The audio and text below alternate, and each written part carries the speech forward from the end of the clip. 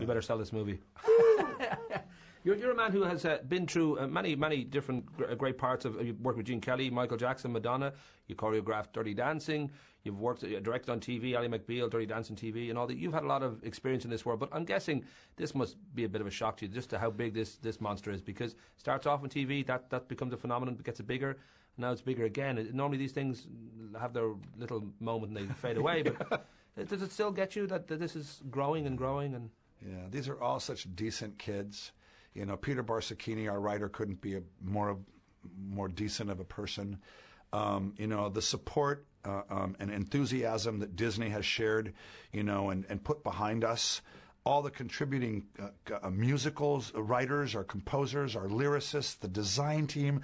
You know, it's this huge group of really great folks, you know, who really have put a lot of passion and hard work and dedication into these movies when we had barely anything to work with.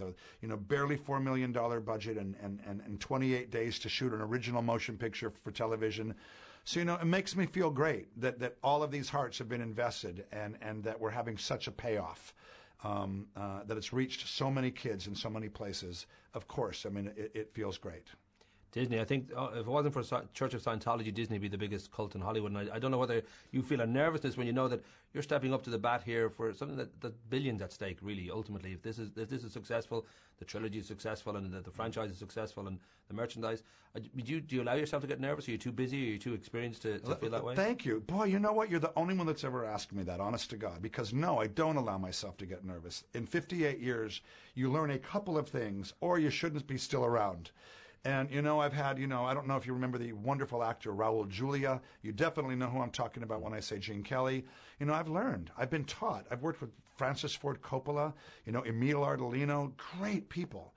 And I've come to learn that, you know, all that, you know, fear and worry and concern just gets in the way and of a schedule that really doesn't have any time for it. And so really, you know, I just keep my faith in that my instincts are going to be good, that I have an awesome group of people that I'm working with, that all I have to do is just be creative in the telling of this story, and that everybody else is going to do their job. We're all in this together. And at the end of the day, you know, our imaginations, you know, we put our imaginations to work, and we're going to end up with what we need to end up with.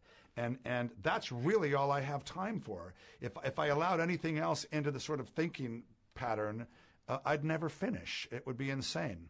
Well, you do know that if it doesn't do over 500 million, Disney will have you shot, though. It's their policy. Let me tell you something, that with all of the success that Disney has had with this franchise in terms of their extraordinary merchandising, etc., that honestly, you know, and I'd tell you as a filmmaker, I'd tell you, because I've had a lot of trouble in the past, you know, working, you know, with big commercial studios. I have never felt more supported. I've been given complete, you know, faith, you know, and trust and confidence, and that they let me make this movie. And no one was like, you know, putting that sort of like, you know, pressure behind me. You know, I had space, openness, trust, a budget, confidence from the beginning all through now, and it's worked. And it works. That's the way that you make films. It's like, you know, trust your filmmakers. If you're going to put them there, let them do their gig.